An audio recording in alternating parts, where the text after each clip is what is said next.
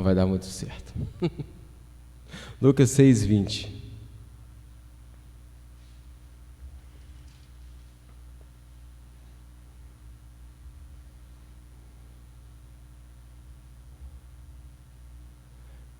Então, olhando ele para os seus discípulos, disse-lhes: Bem-aventurados vós, os pobres, porque vosso é o reino de Deus. Pai, graças te damos, ó Deus, pela tua misericórdia e graça. Ó Deus, o teu reino são dos pobres, dos humildes de espírito, daqueles que reconhecem que nada são, que são totalmente dependentes, carentes, necessitados, ó Deus, um indigente, um coxo, um aleijado do lado de fora, que o Senhor colocou para dentro do banquete, que o Senhor chamou para a sua festa, que o Senhor chamou para o seu reino. Assim são aqueles que fazem parte. Os convidados rejeitaram o convite, mas aqueles que estavam lá, na sarjeta, quebrados, em humildade, sem ter condição nenhuma, o Senhor mandou que fossem trazidos para dentro, fossem colocados no banquete. Assim somos nós, Deus. Ajuda-nos a entender isso e a viver isso, em nome de Jesus. Amém. Aqui em Lucas, dá essa ideia de bem-aventurado os pobres, e pobres no sentido financeiro mesmo, Pobre no sentido de não ter condição financeira nenhuma. Então, voto de pobreza e você ser pobre é uma atitude que você tem que fazer para entrar para o reino de Deus. Então, você ser pobre, lugar garantido no céu. Mas sabemos que não é assim que funciona para entrar no reino de Deus. Não tem que ser pobre para entrar no reino de Deus. Até porque para entrar no reino de Deus é graça. Mas, sendo pobre e humilde de espírito, nos tornamos aptos para entrar para o reino de Deus. Porque no céu, no reino de Deus, não vai ter mérito, não vai ter vanglória, não vai ter orgulho, não vai ter soberba, não vai ter ninguém dizendo: olha, eu estou aqui porque eu fiz isso, eu era assim, eu fazia isso, eu tinha isso, eu procedia de tal maneira, eu era bom nisso, e então eu fui convidado para a festa. Na verdade, sabemos que os convidados para a festa negam o convite, Então, o reino de Deus são dos pobres. Pobres em que sentido? Os pobres que não têm nada. Em Mateus, fica mais claro que dá aquela palavra, humildes de espírito. E essa é a ideia de, espiritualmente, você saber que não tem nada para oferecer a Deus, para barganhar com Deus, para poder dizer: Deus, deixa eu entrar no céu, eu não sou tão ruim. Deus, deixa eu entrar no céu, eu tenho essa boa obra. Deus, deixa eu entrar no céu, eu pratico os mandamentos. Acho que foi até para esses que Jesus deixou os mandamentos um pouco mais complicado, ou deu um entendimento melhor, Não basta você matar, é só você irar. Não basta você adulterar, é só olhar. Então Jesus falou: o problema não é mais do que a prática, é quem nós somos, é o que está dentro de nós, é quem você é. Você é um mendigo, você não sabe, mas você é um necessitado. E o reino de Deus, então, é dos pobres. É interessante também, como a gente meditou no começo do culto, em Marcos 10, que é aquela história sobre o jovem rico, que é lhe convidado a vender tudo, e ele infelizmente não vende. E então Jesus diz que é mais fácil um camelo passar no fundo de uma agulha do que um rico entrar no reino dos céus. E depois ele vai dizer que é muito difícil entrar no reino de Deus aquele que possui riquezas. Na semana passada meditamos um pouco sobre isso, que riquezas não necessariamente é ter muito dinheiro, mas riquezas é você ter algo que você coloca o seu coração, coloca o seu tesouro e você não renuncia àquilo. E para ser discípulo de Jesus tem que renunciar tudo. Se você não renunciar a tudo, não pode ser discípulo de Jesus. Então talvez o seu tesouro não é um tesouro financeiro, mas pode ser família, pode ser filhos, pode ser emprego, pode ser um amuleto, não sei. Onde está o seu tesouro, está o seu coração. E se isso é a sua riqueza, é com isso que você vai ficar. Então ele está falando: olha, faça do seu tesouro o reino dos céus, faça do seu tesouro Jesus. Porque se o seu coração estiver lá, é lá que você vai estar, é lá onde o seu coração vai estar. Lucas 7:28.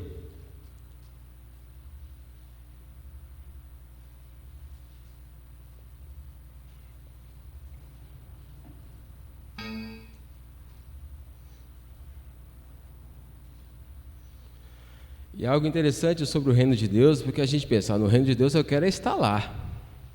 Se tem mansões ou casebres, eu quero estar lá.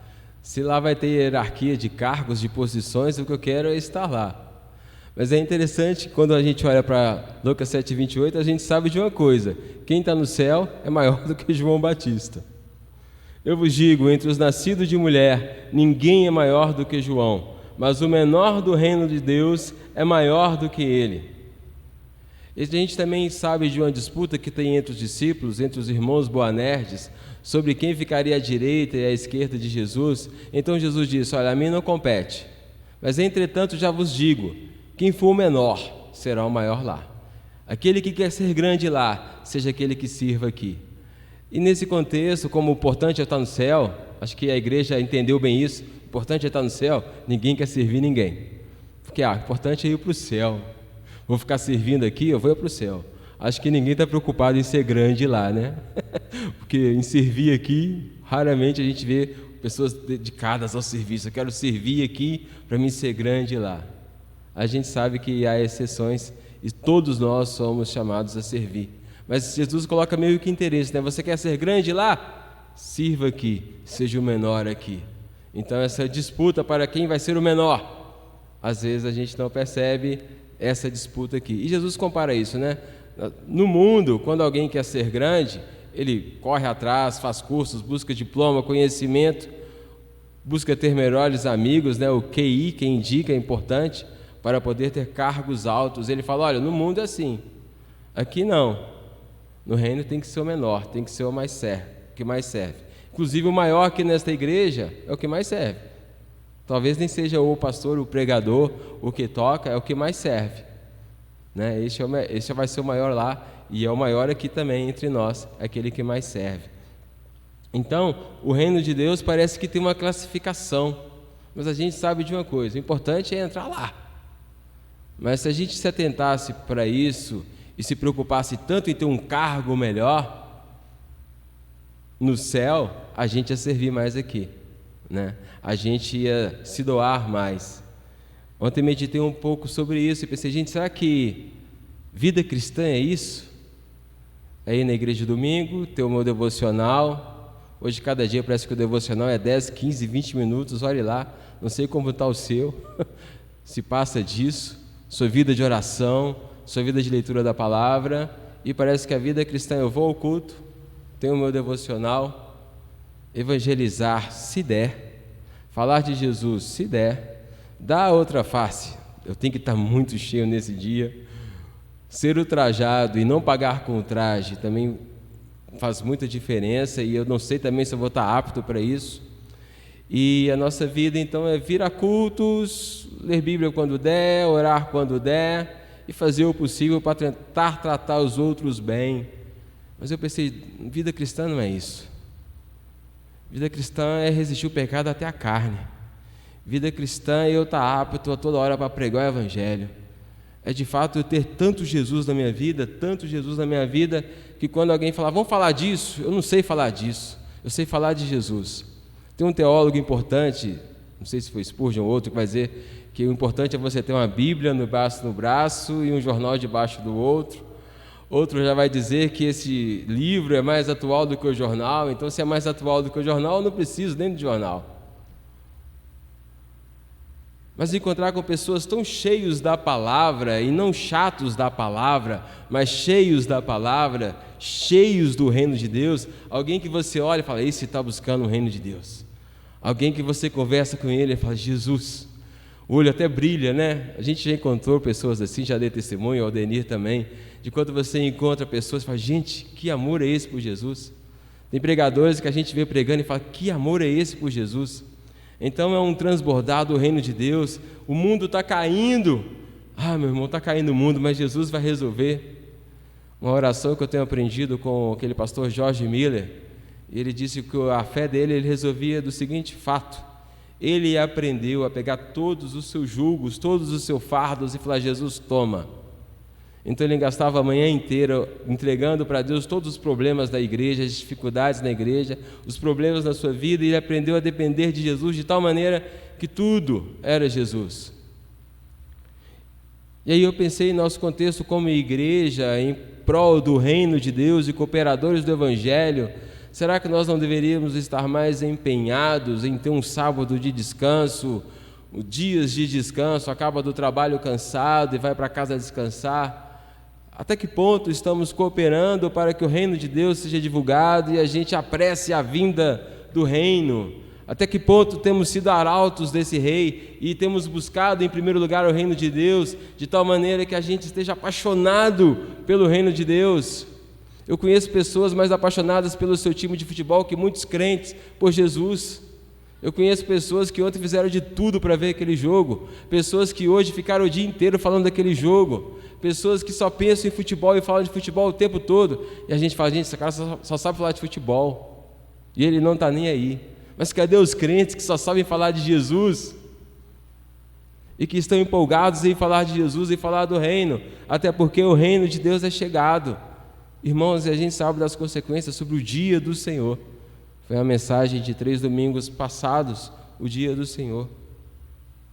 Então o reino de Deus, talvez independente de classificação, a gente deva se empenhar em ser o menor, em servir, em sermos cooperadores do Evangelho, em entender que já estamos mortos e Cristo ressuscitou. Então somos agora como ovelhas no matadouro, prontos para morrer por causa do Evangelho. Mas não, qualquer distração já é motivo para me tirar do foco de empreender no Evangelho.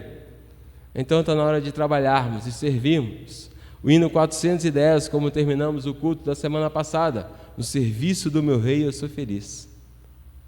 E por aí vai. Lucas 8, versículo 10.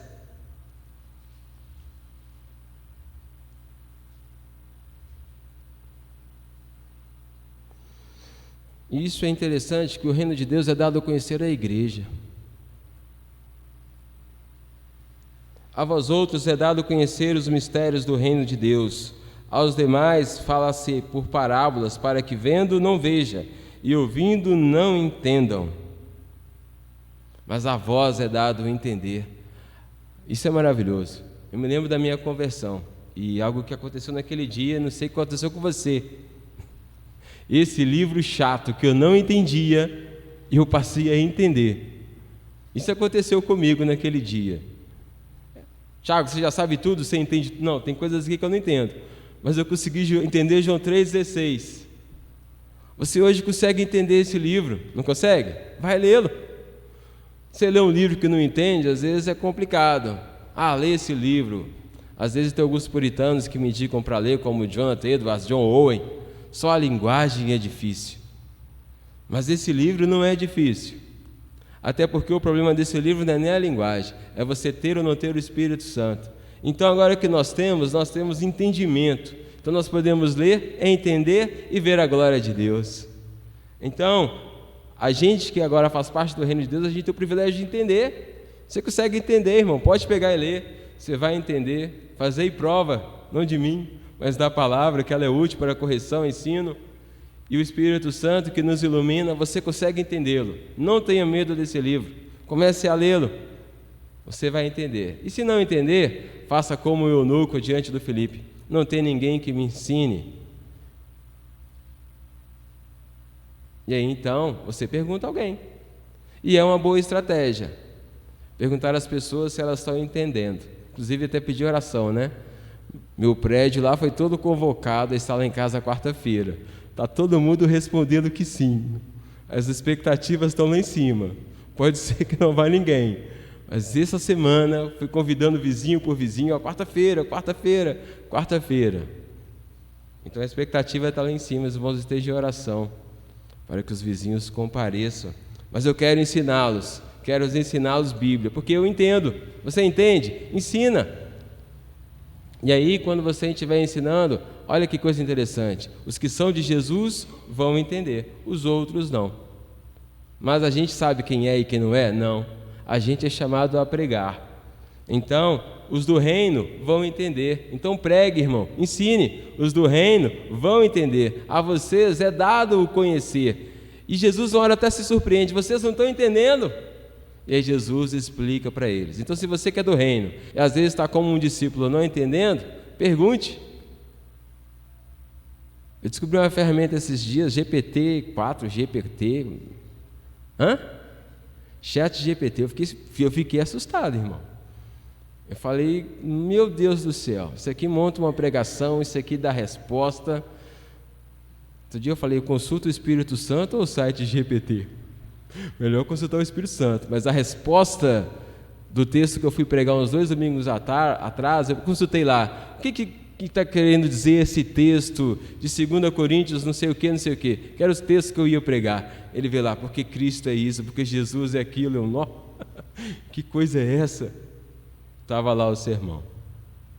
Então, nós temos o Espírito Santo. Além do que, qual é a importância disso? O entendimento nosso não fica só na mente. A gente tem que partir para a prática. Isso é interessante. Outro dia eu ouvi um pastor dizendo que todas as cartas paulinas têm teologia no começo, mas os finais delas são práticas. Então, se você quer praticar a palavra de Deus, leia os finais das cartas de Paulo, e você vai ter muita coisa para praticar. Eu, esses dias, por exemplo, estou focado em Efésios capítulo 5. Hoje até disse lá no carro com a Rebeca, Colossenses 3 ainda é uma pedra de tropeço para mim. Quando eu estiver praticando Colossenses 3, eu estou quase já subindo. Porque Colossenses 3 diz, olha, pensai só nas coisas do alto. Eu ainda não estou nesse estágio de pensar só nas coisas do alto, de buscar só as coisas do alto, de pensar só no reino de Deus. Se você está nesse estágio, vem caminhar comigo, ou melhor, deixa eu caminhar com você, porque assim acontece um discipulado também, o caminhar junto. Lucas 9:62, a gente entende a palavra, mas é algo interessante que sobre o reino de Deus, que nós precisamos estar aptos para entrar.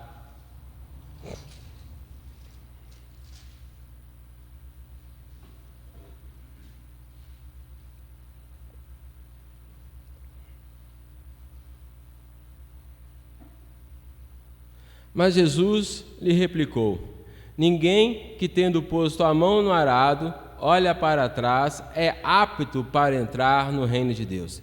Isso é interessante. Domingo passado nós começamos o nosso culto com um apelo.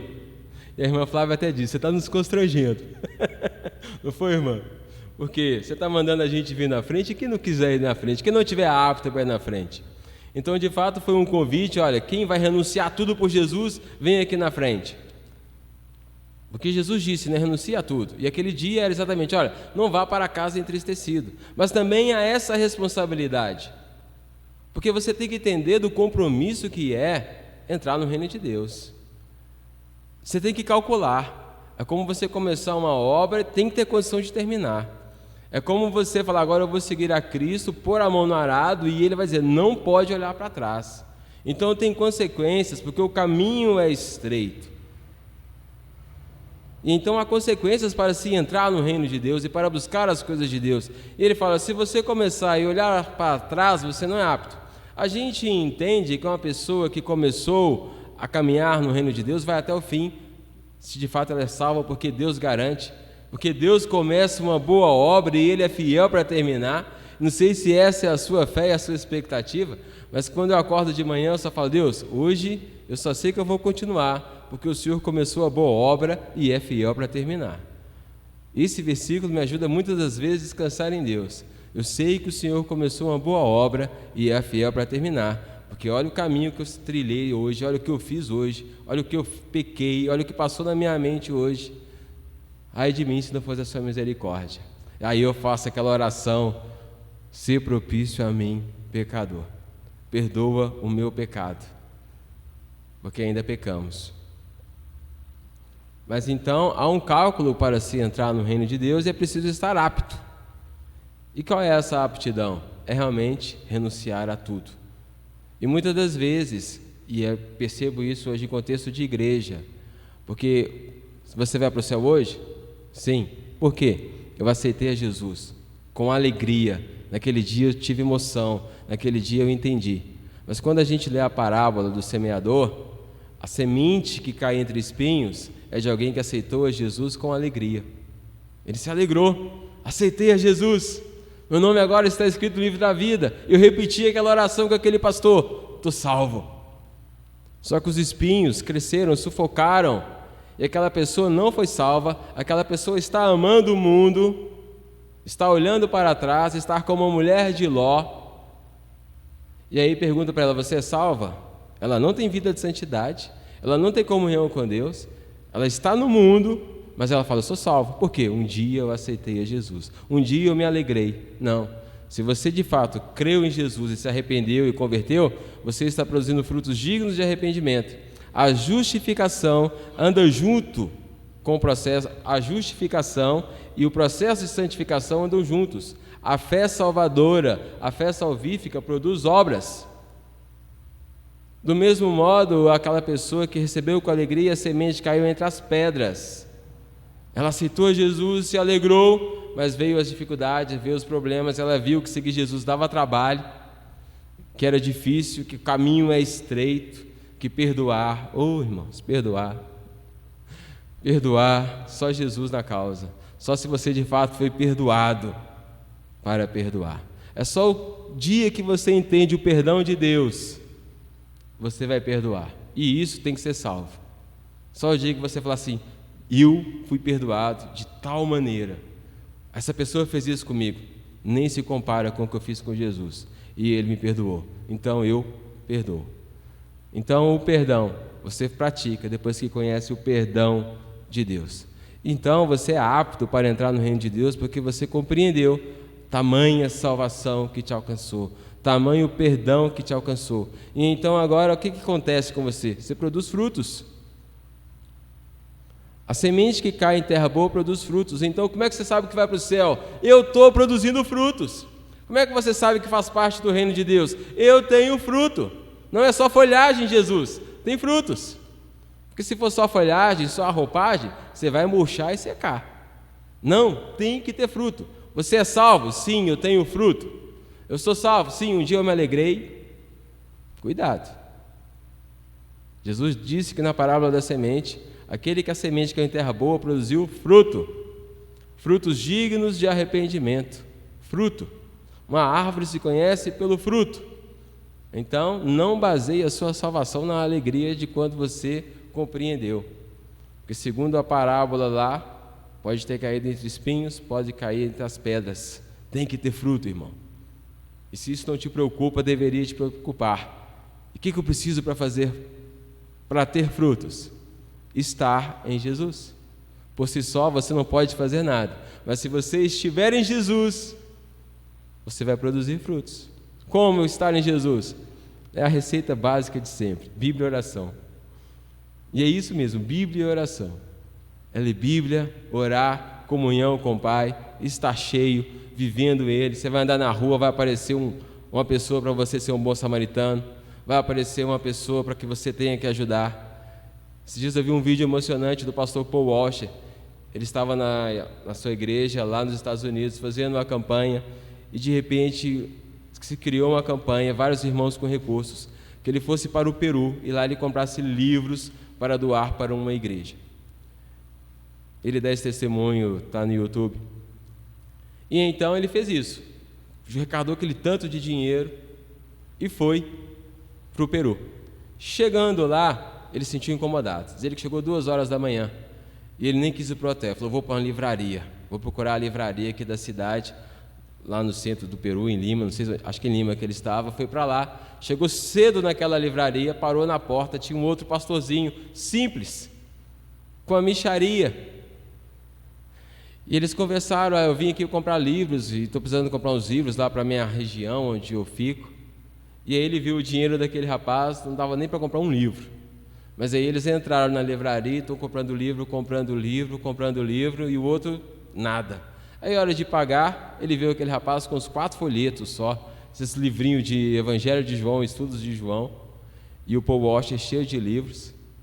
E aí ele virou para esse pastor que só tinha os folhetos e falou: todos esses livros é para você.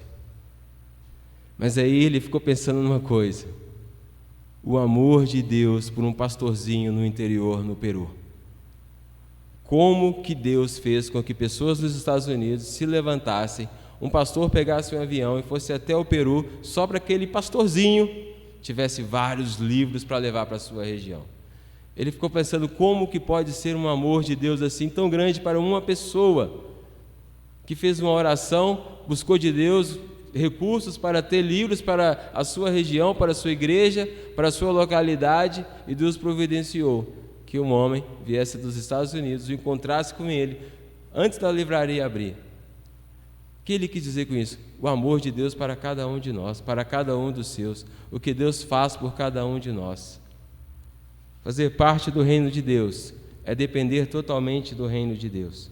E para isso, então, devemos estar aptos para entrar neste reino. E então, de fato, não precisamos ser ricos, porque Deus vai prover todas as coisas. Buscai em primeiro lugar o reino de Deus, e as demais coisas vos serão acrescentadas. Lucas 11:20.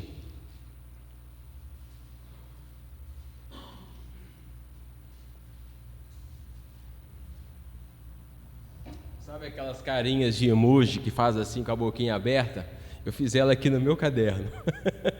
Quando eu li esse texto de Lucas 11:20, como não tinha como colocar um emoji aqui, eu fiz um desenho de um emoji. Se os irmãos quiserem conferir depois esse esboço, tem um emoji aqui, daquela carinha assim, com a boca aberta. Está aqui. Lucas 11:20.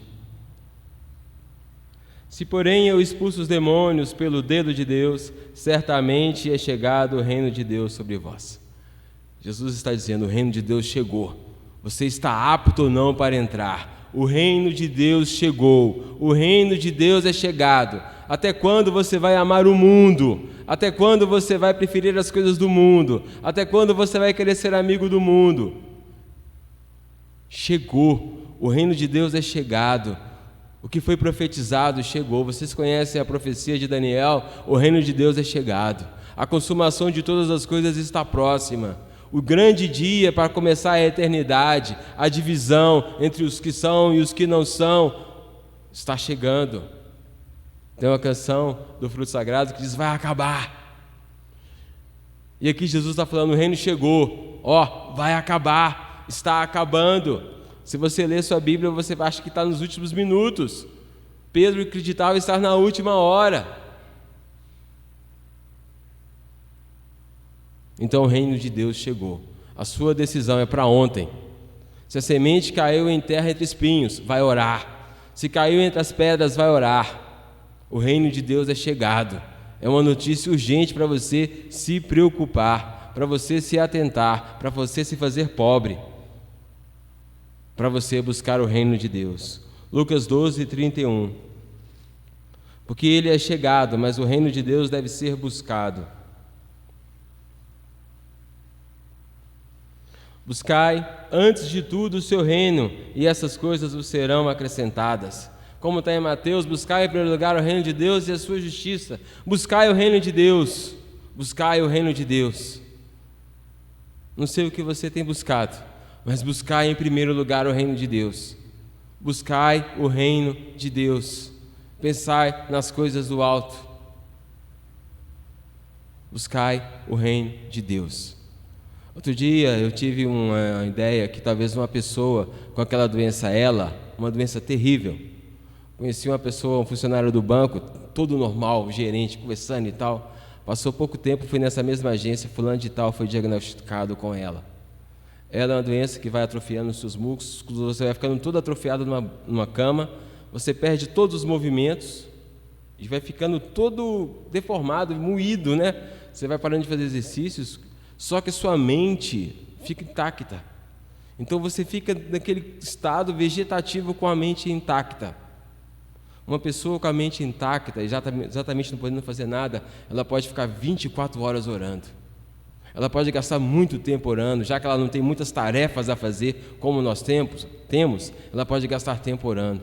Nós que temos saúde perfeita, quanto tempo gastamos orando? Então eu imaginei eu como crente, numa situação dessa, a única saída que eu teria naquela situação era orar.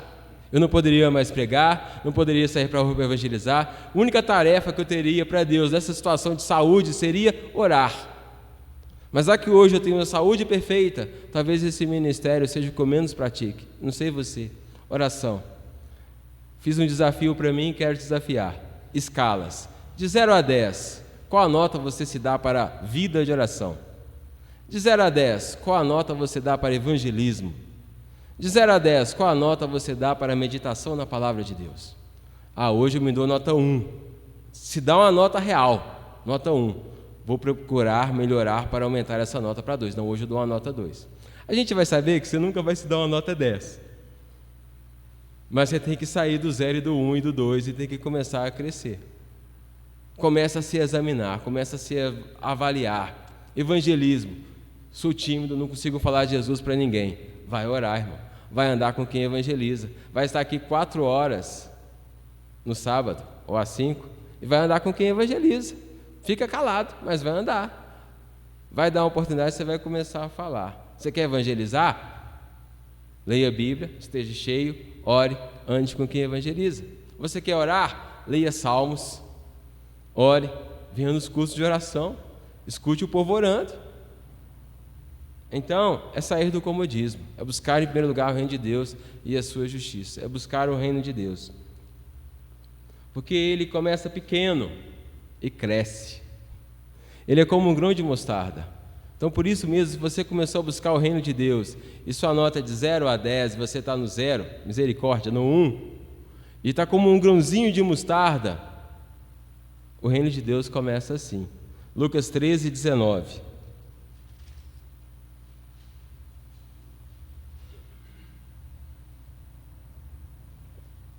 E o 18.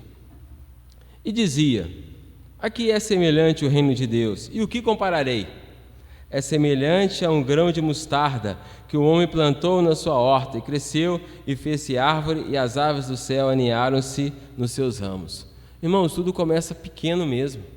Não adianta você já querer ser evangelista e ir para a Praça 7 pregar. Eu já falei para os irmãos, a minha vontade é um dia pregar na Praça 7. Sei da dificuldade que é isso, e não sei se eu tenho coragem para isso.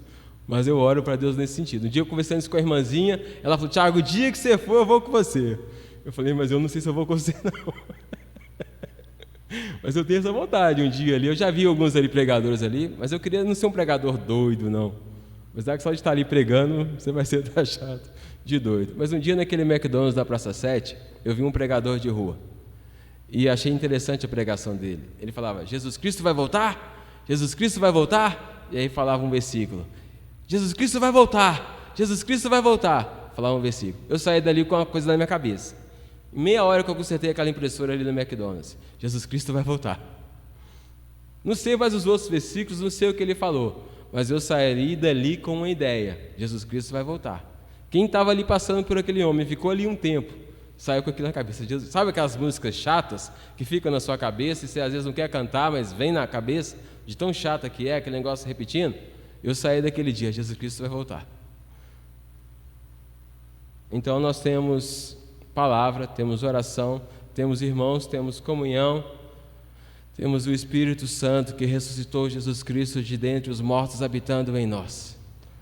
Cada dia mais eu quero entender o significado disso, porque deve ser algo grandioso para mim estar nessa vidinha medíocre de crente, para ter essa vidinha de oração, para ter essa vidinha de evangelismo, para ter essa vidinha de comunhão com os irmãos, para ter essa vidinha de serviço. Tem algo que eu não estou entendendo aí, porque o Espírito que ressuscitou Jesus Cristo de dentre os mortos habita naqueles que nasceram de novo.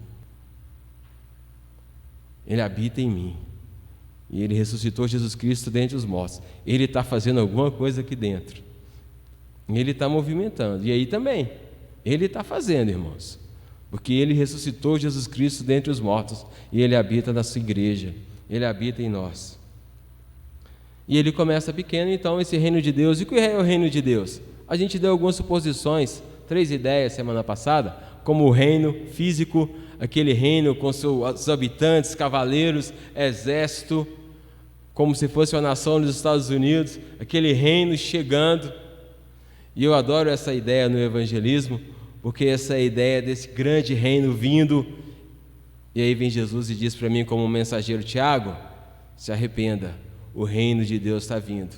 Está vindo um exército contra você de milhões, de milíades de anjos, e eles estão vindo te aniquilar, porque você é um rei mau. Você é um reino pequenininho e você é mau. Você não faz nada que agrada ao Rei Santo. Você não faz nada de bom que ele mereça ser poupado. Você merece ser destruído, Tiago. E este reino está chegando. Arrependa-se. Porque este rei grandioso que quer te destruir, ele mandou um acordo de paz. Ele não vai te poupar. Então eu estou perdido. Calma, eu sou o seu filho. Eu vim aqui para dizer para você se arrepender. E o que ele ia fazer com você, Tiago, ele fez comigo na cruz. Muda a sua maneira de viver. Muda. Produz agora frutos dignos de arrependimento. Seja uma nova criatura. Porque eu estou pagando o preço para você ser aceito nesse reino. Mas eu não consigo ainda viver, praticar. Tiago, está aqui o Espírito Santo. Vai fazer morada em você. A partir de agora, anda no Espírito, que você não vai mais satisfazer as vontades da carne. Mas e se eu cair e pecar? Tiago, sou seu advogado. Recorre a mim. Também sou seu sacerdote. Você é seu intercessor para com este rei. Mas eu não tenho nada por oferecer. Tiago, eu também sou o sacrifício, a oferta. Quando você chegar diante desse rei, ele não vai olhar para você, ele vai olhar para a oferta. Meditamos nisso aqui semana passada, né? Quando alguém ia para o templo em Jerusalém para levar uma oferta, uma ovelha, um animal para ser sacrificado, o sacerdote não perguntava: ah, você é isso, isso, aquilo outro, né? Não, ele olhava para o animal, se não tinha defeito, se era perfeito, se era o primeiro, se era macho, se era a perfeição, tinha que estar no animal, não em quem ofertava. A perfeição que é exigida não é em mim, é em Jesus Cristo. Hoje é Páscoa, o sacrifício foi aceito. O sacrifício, de fato, quando Deus olhou para o Cordeiro Jesus Cristo, perfeito, ele ressuscitou, venceu a morte. Então o reino de Deus pode ser este reino que está vindo, e é também isto. Começou pequeno, como um grão de mostarda, está crescendo. Mas também pode ser o senhorio de Deus em nossas vidas, que a gente vai deixando. Deus, toma o controle. Deus, toma o controle. Começa pequenininho, como um grão de mostarda. É como se você abrisse a porta do seu coração, não gosto muito dessa expressão, e deixasse Jesus entrar, e aí ele entra no seu coração, e aí ele vai colocando a casa do jeito dele. Tem canções assim, né? A casa é sua, algo assim. E aí ele vai tomando conta. É mais ou menos. A gente começa pequeno e vai crescendo. O que não pode, irmãos, é deixar de crescer. O que não pode é estar todo dia: eu quero voltar ao início de tudo. Eu olho para Paulo e Paulo fala: olha, hoje o que eu tenho com Cristo está bem melhor do que no começo. Eu estou muito mais perto da minha salvação hoje do que no início. E tem crente querendo voltar no início, e Paulo, já estou bem melhor hoje. Irmão, se você está ruim, volta para o início, mas começa a crescer. Não volta para o início, não. Eu já vi falar isso, é verdade. Tem gente com 30 anos de igreja fazendo 1 ano de idade. Converteu em 98, no meu caso. Aí em 99 tinha que fazer 2 anos de crente, de nascer de novo. Aí fez 1 ano. Tinha que fazer 3 anos de convertido. Fez 1 ano de novo. 10 anos, já era para estar mestre. 1 ano de convertido ainda está carnal. No sentido de: sou de Paulo, sou de Apolo, sou de Calvino, sou de Armínio. Estamos nessa ainda. O reino de Deus é chegado. Lucas 13, 21.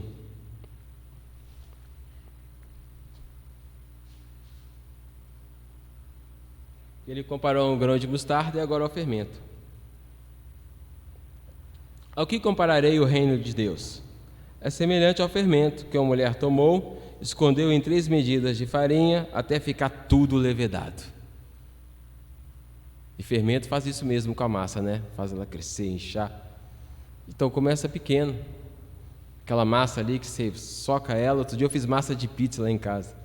Quase ninguém comeu, sobrou tudo para mim. Não, comeram. Alguns comeram os pedaços. Mas eu só olhava para aquela massa, não crescia. Mas aí com o fermento, se eu deixava descansando, a massa ia crescendo. O reino de Deus está crescendo em você? Está se fermentando aí? Você está mais apaixonado do que nunca por Jesus? É uma caminhada. E Ele vai nos moldando. Ele começou uma boa obra, irmão. Quando você se converteu, Ele é fiel para terminar, mas Ele começou uma obra. E qual estágio está essa obra? Está no alicerce ainda, está nos fundamentos ainda. O nosso fundamento é Cristo. Como vai dizer outro texto, olha, vou ter que falar de novo sobre arrependimento, imposição de mão, batismo. O alicerce já está aí. O que você está edificando sobre esse fundamento? Um dos textos que lemos hoje de manhã é ouro, prata, palha, o fundamento é Cristo. O que você está edificando? O reino está crescendo. Lucas 13, 23. Foi um pouco do que já meditamos. Lucas 13, 23. E alguém lhe perguntou: Senhor, são poucos os que são salvos? Respondeu-lhes: esforçai-vos por entrar pela porta estreita, pois eu vos digo que muitos procurarão entrar e não poderão. A porta é estreita. Esse reino que nós somos aptos, que nós temos que ser aptos, esse reino que a entrada é um dom de Deus, Ele mandando entrar para dentro, Ele nos chama ao esforço. Esforçai-vos por entrar pela porta estreita. Ele disse isso para os judeus, para os fariseus: olha, vocês examinam esse livro porque julgam ter nela a vida eterna. E de fato tem, testificam de mim, mas vocês não querem ter vida. Ele está dizendo: olha, o reino de Deus é ganhado por esforço, esforça-te. Quem está se esforçando? Hoje eu tenho filhos e sei de uma coisa: quando eles são chatos e ficam pedindo, você acaba cedendo. Eu não sei, tem pais que não, mas lá em casa, dependendo da chatura, eu falo: toma, menino. De vez em quando eu uso de maneira errada a parábola do filho pródigo, porque o filho pródigo chegou para o pai: pai, me dá a minha herança. O pai: toma. Exatamente: pai, me dá, toma. Esse dia minha esposa falou que isso não é muito correto, não. Talvez não seja. Mas esforça-te, esforça-te. A porta é estreita, no sentido que é difícil de achar. Versículo 24: esforçai-vos para entrar pela porta estreita, pois eu vos digo que muitos procurarão entrar e não poderão. A porta será fechada. Lembra das noivas, das botijas de óleo? Como é que está a sua botija, irmão? Eu não vou te dar óleo da minha, não. Elas pediram, para as prudentes e elas não deram. Como é que está? Você está se esforçando para a sua botija? Há um esforço. Há um esforço. E aí, interessante que sobre entrar no reino de Deus, há aquela frase clássica: nem todo que diz Senhor, Senhor entrará no reino dos céus, mas aqueles que fazem a vontade do Pai. Por isso vos digo: apartai-vos de mim, maldito, vós que praticais a iniquidade. Para entrar no reino de Deus é não viver mais na prática do pecado. Porque você pode vir para a igreja, você pode ler Bíblia, você pode estar tendo sua vida de crente, de evangélico, mas se você e o pecado estão sendo um, você ainda está vivendo na prática do pecado, você ainda está andando em trevas, você não vai entrar para um lugar que só entra a luz. Então a briga, a guerra contra o pecado tem que ser ferrenha, tem que ser até o sangue. E por isso que o texto de 1 João 1,4 fala sobre a nossa alegria ser completa na comunhão com o Pai e com o Filho.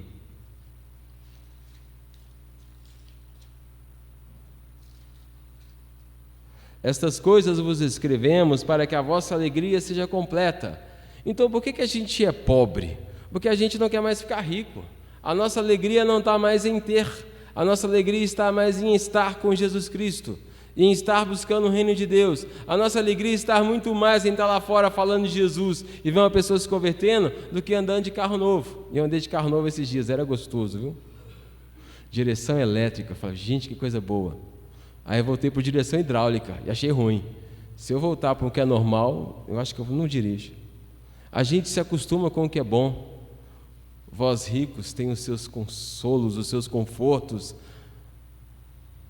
Como deve ser difícil para o rico perder a vida por causa de Cristo do Evangelho. Se pobre já é, imagina rico. Você tem que abrir mão. Um dia uma irmã me disse um texto que está em Lucas 13, 23. Não sei se é 13, 23, eu não anotei aqui. Mas é um texto que diz, olha, vão, vendam tudo e deem esmolas. A gente sabe que o importante hoje é seu coração não estar no dinheiro. Hoje Jesus não tem chamado ninguém para de fato vender tudo. Ele tem chamado pessoas, olha, o seu coração não pode estar. Mas esses dias eu estava fazendo um exame das coisas que eu tenho lá em casa e falei, se Jesus te falar, Thiago, literalmente vende, você venderia? Ou você diria, não, meu coração não está nessa televisão aqui não. Não preciso vendê-la, literalmente. Meu coração não está nela. Não, meu coração não está nisso aqui não. O importante é o coração não estar, irmão, você pode ter. Mas o outro texto está dizendo, olha, aquele que tem, tenha como acudir o necessitado. Se você tem, saiba que não é seu. Porque a nossa alegria agora não está mais em ter. Estas coisas vos escrevemos para que a nossa alegria seja completa. Completa em quê? Na comunhão com o Pai e com o seu Filho Jesus Cristo. 1 João 1,3. 1 João 2,1, ele escreve algo interessante. Filhinhos meus, essas coisas vos escrevo para que não pequeis. Se a gente não quer pecar, vai ler 1 João. Olha, eu escrevi essas coisas para vocês não pecarem. Então que a gente medite e busque estas coisas. Em Lucas 13, 28, Jesus vai dizer para os fariseus, para aqueles que estudam a Bíblia, da tristeza que eles vão ter naquele dia. Porque eles leem Moisés, leem Abraão, leem todos os profetas, estudam. Mas naquele dia, diz que eles vão ter ranger de dentes.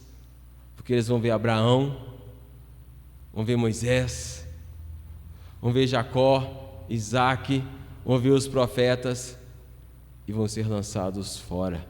Aqueles ali que eles passaram a vida inteira lendo, vão ser lançados fora. Nós que estamos aqui na igreja hoje, que falamos de Jesus, os religiosos vão ver Jesus e ser lançados fora, vão ser vomitados.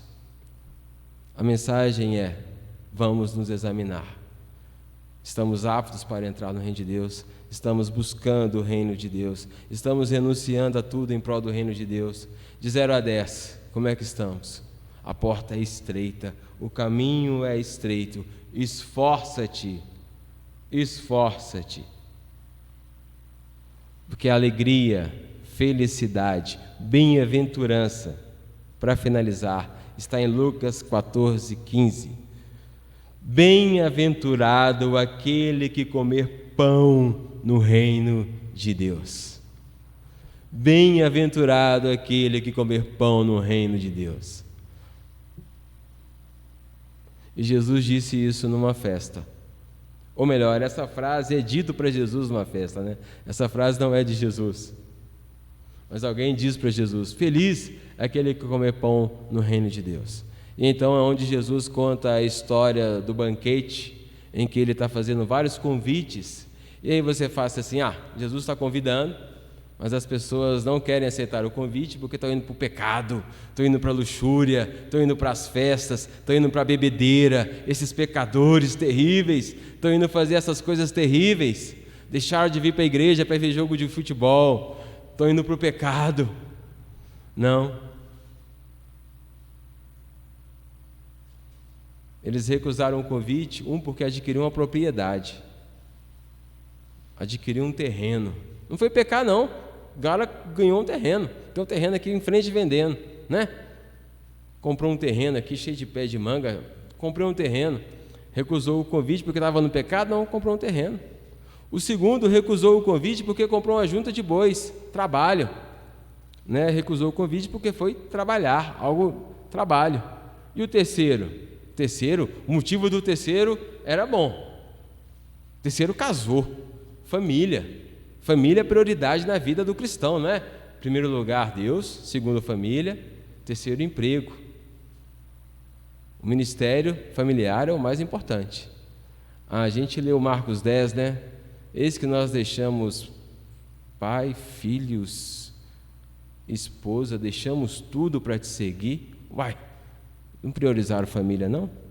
E Jesus ainda vai dizer, não, volta para casa. Família, ministério importantíssimo, volta para casa. Jesus não. Vocês anunciaram? Vocês vão ganhar agora filho, família, propriedades, com perseguições e vida eterna no porvir. O que deixou essas pessoas não entrar no reino foi as coisas naturais da vida. Quando aconteceu o dilúvio, o que eles estavam fazendo? Se dando em casamento. Estavam vivendo a vida boa do mundo. Não é que a gente não deva preocupar com família, com o nosso trabalho, com as nossas posses, mas o que é a nossa prioridade? Onde está o nosso tesouro?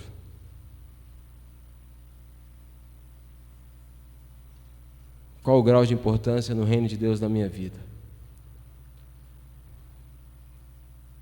Um dia a gente aprende. Um dia Deus tira o nosso tesouro. E espero que o seu tesouro não seja a família,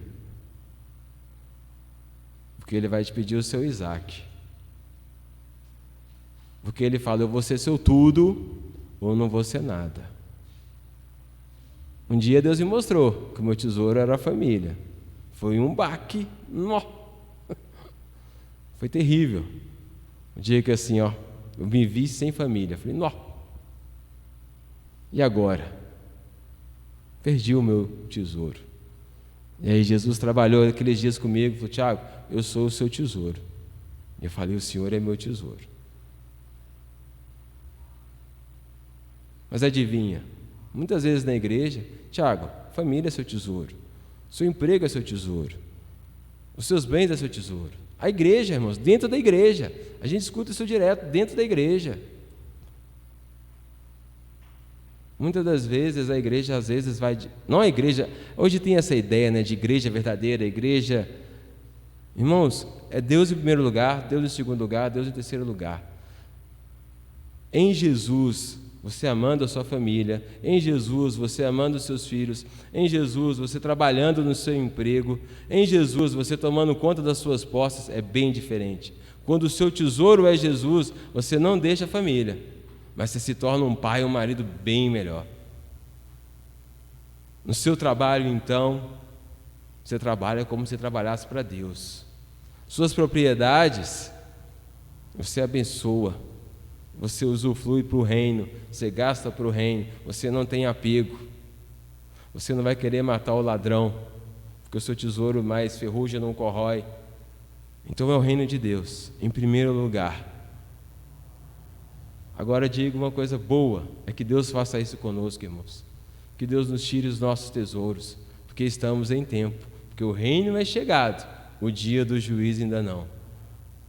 Jesus veio como esse mensageiro. Lembra daquela parábola da vinha? Veio os profetas, avisou, mandou o filho, avisou, mataram o filho, e a próxima vez que vier, ai daqueles que negligenciarem tamanha salvação. Mas esse reino, dessa porta estreita, que Deus tenha misericórdia de nós. Esses que recusaram o convite, não entraram no banquete. O que o rei fez? Ele não convidou os moradores de rua, ele não convidou os aleijados, ele colocou para dentro. Se você ler nesse texto de Lucas, você vai ver, olha, tragam para dentro, encham a minha casa. Ele veio para os seus não receberam, mas todos quanto receberam, deu-lhes o poder de serem feitos filhos de Deus, os quais não nasceram pela vontade da carne, nem do homem, nem do sangue, mas pela vontade de Deus. Deus pegou e falou, é minha vontade, você vai estar. E eu não sei você, mas eu dou graças a Deus pela soberania dele em minha vida. Espero que ele seja soberano sempre. Foi o que falamos hoje de manhã, né? Eu quero um pai que me trate na rédea curta, porque eu sei que essa carne é terrível. Eu quero ele me tratando na linha. Eu quero que o irmão chegue para mim como uma vez chegou, e eu não esqueço disso. Uma vez o irmão chegou para mim e falou: Tiago, você prega isso e está fazendo isso? No outro dia eu já mudei o que eu estava fazendo, mas foi assim, instantâneo. Eu pregava sobre gastar tempo com Deus, sobre Jesus ser seu tudo. Foi nessa época onde Jesus foi meu tudo. Mas aí, pessoas da igreja, está muito radical. E aí eu tinha filhos, falei: vou comprar um videogame para os meus filhos, né, para o meu filho brincar com esse videogame. Logo, meu menino tinha meus 3 anos de idade, né? Eu acho que eu ia aproveitar mais que o Moisés. Mas comprei, em 24 vezes lá, dividido. Contei para esse irmão: não, irmão, comprei um videogame. Ele só virou para mim: Tiago, você fala tanto de gastar tempo com Deus, você vai gastar tempo com videogame? No outro dia, o videogame parcelado foi doado, foi embora. E eu, esperto, falei: vou doar para o meu irmão, que quando eu for na casa da minha mãe, eu tenho videogame. Meu irmão, mais esperto que eu, pegou o videogame de 1.200 e vendeu por 800 e ficou com os 800. Eu fiquei sem videogame na casa da minha mãe também. Mas é isso, ter irmãos nos admoestando. Admoestai uns aos outros, exortai uns aos outros no tempo que se chama hoje. Hoje uma pessoa me perguntou: Tiago, igreja é para você amar, não para bater. Eu falei: nossa, será que eu estou batendo demais? Aí eu mandei para ela esse texto, que de fato a gente não pode quebrar a cana que já está quebrada, esmagar a cana quebrada, nem apagar o pavio que fumega. Mas a gente tem que se exortar, irmãos, porque a porta é estreita.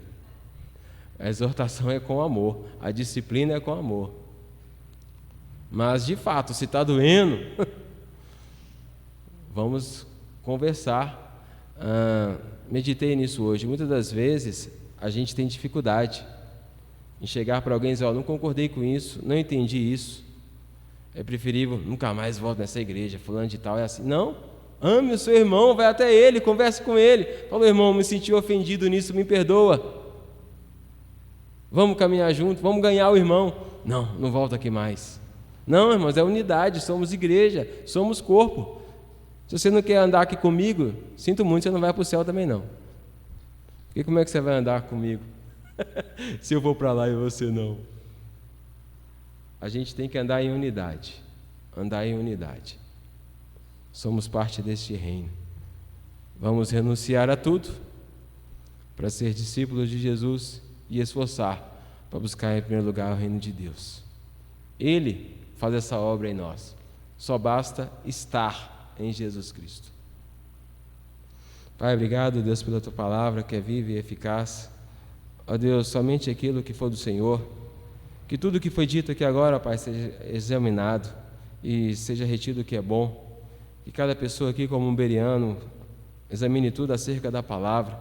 Ó Deus, de fato, o pregador não deve ser julgado, mas a palavra deve ser julgada. Porque o que importa do dispenseiro é ser encontrado fiel. E se eu não fui encontrado fiel, ó Deus, que eu seja repreendido, que eu seja exortado. Porque o que importa aqui, ó Pai, é que a Tua palavra seja pregada, para que o Senhor seja o centro de nossas vidas e para que toda a glória seja Sua. Que o Senhor receba todo o louvor, Pai. Ó Deus, que essa palavra, como uma semente e como palavra do Senhor, opere em nós, a começar em mim, Deus, nas minhas tantas falhas, ó Deus. Que cada um de nós aqui se torne pobre de espírito, humilde, e sejamos totalmente dependentes do Senhor. Ó Pai, precisamos ter o privilégio de ser usados por Ti, de pregar essas boas novas de reconciliação, de poder anunciar, ó Pai, a Tua palavra com autoridade e poder, de sermos testemunhas fiéis do Senhor. E acima de tudo, ó Pai, seja o nosso tudo, Deus. Seja o nosso tudo, Pai. Abra os nossos olhos, ilumina, coloca luz em todas as trevas, em tudo aquilo que está escondido, em tudo aquilo que nos rouba de Ti, Pai, coloca luz. Ó Pai, João Batista teve aquele ministério de converter o coração dos pais aos filhos, dos filhos aos pais. Ó Pai, converta o nosso coração ao Senhor. Toma-nos totalmente em Tuas mãos.